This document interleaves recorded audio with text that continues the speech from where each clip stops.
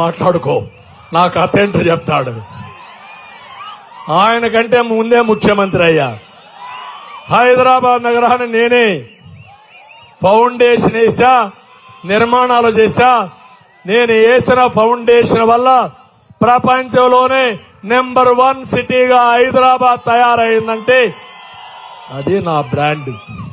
ఒక hitech city, ఒక outer ring road ఇప్పుడేయడం కాదు, 30 ఏళ్లకు మరుపు 8 లేన్ రోడ్, దానికి పక్కనే సర్వీస్ రోడ్, నేషనల్ హైవేలు చూస్తున్నారు.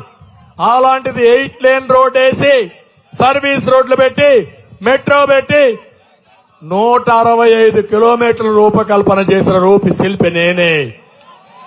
కాదంటారా మీరు? నేను అడుగుతున్నా. ఎయిర్పోర్ట్ ని 5,000 ఎకరాలు భూమి తీసుకుని ప్రైవేట్ లో BOT కింద ₹1 పెట్టుబడి పెట్టకుండా నిర్మాణం చేసింది నేనే. అది తెలుగుదేశం పార్టీ విజన్, ఇది నీ పాయిజన్. అందుకే ఒకే మాట అన్నా, నాది విజన్, జగంది పాయిజన్. అందుకే ఇప్పుడు కొత్తగా వచ్చా మీ దగ్గరికి. ఆడబిడ్డలందరికీ హామీ ఇస్తున్నా.